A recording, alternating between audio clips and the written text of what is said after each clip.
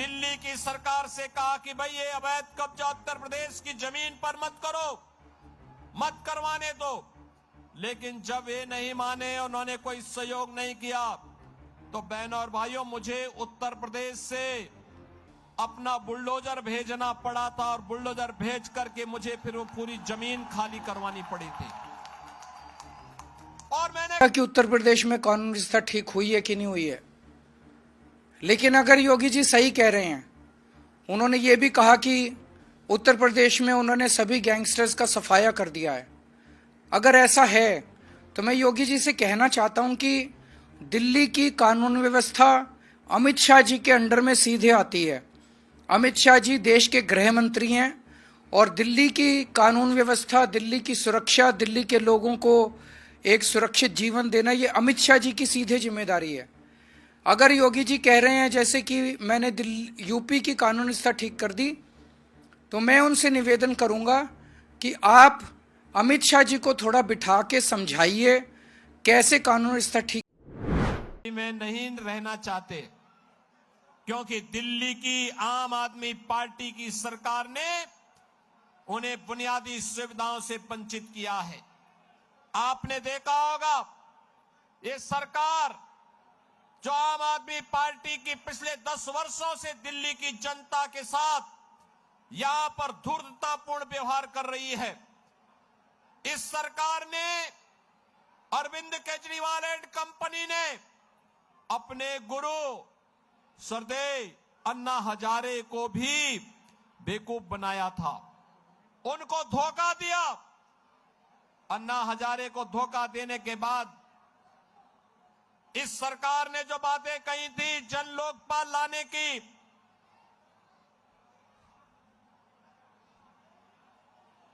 जिन्होंने कहा था कि सिटीजन चार्टर लागू करेंगे, दिल्ली की जनता को बुनियादी सुविधाओं से आच्छादित करेंगे, कहां गया जन लोकपाल? कहां गया जन लोकपाल? मैं पूछना चाहता हूं इनसे, इनके कैबिनेट के 1 दर्जन से अधिक मंत्रियों पर भ्रष्टाचार के आरोप लगे हैं। केजरीवाल के साथ कई मंत्रियों को जेल की सलाखों के अंदर बंद होना पड़ा। और यही नहीं,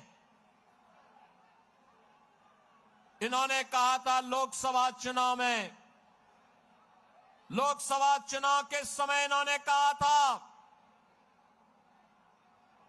कि जनता जनार्दन तय करेगी,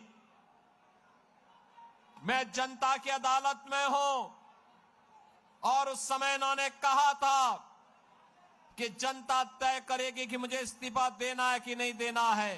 बहनों और भाइयों, लोकसभा चुनाव में दिल्ली की सातों सीटें मोदी जी के कमल चुनाव चिन्ह पर देकर के दिल्ली की जनता ने अपना फैसला सुना दिया।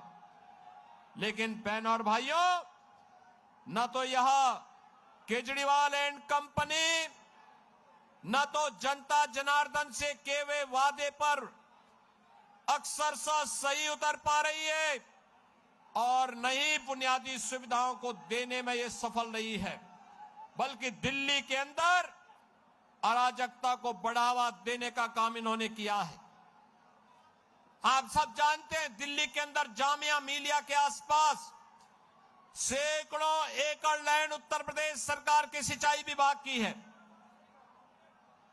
वहां पर भी आम आदमी पार्टी के जुड़े हुए पदाधिकारियों और विधायकों ने तमाम जमीनों पर बांग्लादेशियों को जबरन बसाने का काम कर दिया था, अवैध कब्जे कर दिए थे, निर्माण कर दिए थे।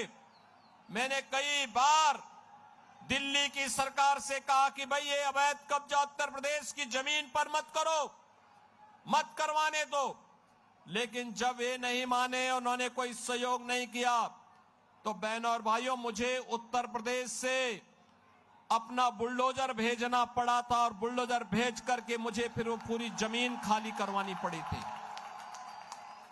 और मैंने कहा है, दिल्ली को अगर किसी अच्छी दिल्ली के नागरिकों के लिए कोई सुविधा देने के लिए जमीन की आवश्यकता पड़ेगी, उत्तर प्रदेश सरकार जमीन देगी। लेकिन विदेशी घुसपैठियों को एक इंच जमीन नहीं देंगे, एक इंच जमीन नहीं देंगे। आज उत्तर प्रदेश सुरक्षित है क्योंकि डबल इंजन। आप सब लोगों को नमस्कार। कल उत्तर प्रदेश के मुख्यमंत्री श्री योगी आदित्यनाथ जी दिल्ली आए। दिल्ली में उनका स्वागत है।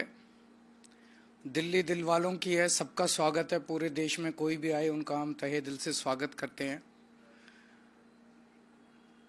कल योगी जी ने एक बहुत अच्छी बात कही जिसका पूरे दिल्ली के लोग समर्थन करते हैं। उन्होंने मुद्दा उठाया कि दिल्ली में कानून व्यवस्था बिल्कुल चरमरा गई है। मैं उनकी बात से 100% सहमत हूँ। दिल्ली के लोग उससे 100% सहमत हैं। दिल्ली के अंदर खुलेआम गैंगस्टर घूम रहे हैं। 11 गैंगस्टर्स, बड़े बड़े गैंगस्टर्स के ग्रुप हैं जिन्होंने पूरी दिल्ली को बांट लिया है 11 हिस्सों में, और खुलेआम फिरौती मांगी जा रही है व्यापारियों से। व्यापारियों के फोन आ रहे हैं 3 करोड़ दे दो, 4 करोड़ दे दो, नहीं तो पूरे परिवार को खत्म कर देंगे। दिल्ली की सड़कों पे गैंगवार हो रहे हैं। महिलाओं का घर से निकलना मुश्किल हो गया है। डेली दिल्ली में 17 बच्चों का अपहरण होता है। डेली दिल्ली में 10 महिलाओं का अपहरण हो रहा है। दिल्ली के अंदर ओपनली चाकूबाजी हो रही है, लोगों की हत्याएं हो रही हैं, चेन स्नैचिंग हो रही है, चोरियां हो रही हैं, डकैतियां हो रही हैं। पूरी दिल्ली दहशत में है और पूरी दिल्ली लोग बहुत ज्यादा डरे हुए हैं। कल योगी जी ने बिल्कुल सही मुद्दा उठाया है। योगी जी ने कहा कि उत्तर प्रदेश में योगी जी ने कानून व्यवस्था ठीक कर दी है। मैं नहीं जानता कि उत्तर प्रदेश में कानून व्यवस्था ठीक हुई है कि नहीं हुई है, लेकिन अगर योगी जी सही कह रहे हैं, उन्होंने ये भी कहा कि उत्तर प्रदेश में उन्होंने सभी गैंगस्टर्स का सफाया कर दिया है। अगर ऐसा है तो मैं योगी जी से कहना चाहता हूं कि दिल्ली की कानून व्यवस्था अमित शाह जी के अंडर में सीधे आती है। अमित शाह जी देश के गृह मंत्री हैं और दिल्ली की कानून व्यवस्था, दिल्ली की सुरक्षा, दिल्ली के लोगों को एक सुरक्षित जीवन देना, ये अमित शाह जी की सीधे जिम्मेदारी है। अगर योगी जी कह रहे हैं जैसे कि मैंने यूपी की कानून व्यवस्था ठीक कर दी, तो मैं उनसे निवेदन करूंगा कि आप अमित शाह जी को थोड़ा बिठा के समझाइए कैसे कानून व्यवस्था ठीक की जाती है। आप उनको बिठा के थोड़ा सा गाइड कीजिए, उनको थोड़ा समझाइए अमित शाह जी को कि दिल्ली की कानून व्यवस्था में क्या करने की ज़रूरत है, कैसे करने की ज़रूरत है, दिल्ली में कैसे सुरक्षा सबको दी जाए। वो कह रहे हैं कि मैंने गैंगस्टर सारे ख़त्म कर दिए उत्तर प्रदेश से, तो वो जरा सा अमित शाह जी को गाइड करें कि कैसे दिल्ली के अंदर गैंगस्टर राज ख़त्म किया जाए। अमित शाह जी के पास तो टाइम ही नहीं है। अमित शाह जी पूरे देश में एमएलए खरीदने, सरकारें गिराने, पार्टियां तोड़ने में लगे हुए हैं। तो योगी जी को थोड़ा सा अमित शाह जी को बैठा के ये भी समझाना पड़ेगा कि कानून व्यवस्था अगर ठीक करनी है तो थोड़ा टाइम देना पड़ेगा दिल्ली के लिए। आप दिल्ली को गैंगस्टर्स के हवाले नहीं छोड़ सकते। तो मैं यही अपील करता हूं योगी जी से कि थोड़ा सा बिठा के अमित शाह जी को समझाएं ताकि दिल्ली के लोगों को सुकून मिल सके। अगर कोई प्रश्न है तो बता दीजिए। सर, आपके लिए जो सिक्योरिटी कवर पंजाब पुलिस की तरफ से दी गई थी उसको विड्रॉ कर लिया गया है, तो इस पूरे सिचुएशन चुनाव के बीच में ऐसा हुआ तो कैसे देखते हैं? ये प्योर और शुद्ध राजनीति है और मुझे खेद है कि सुरक्षा, पर्सनल व्यक्तिगत सुरक्षा को राजनीति के हवाले कर दिया गया है। कम से कम सेफ्टी एंड सिक्योरिटी पे राजनीति नहीं होनी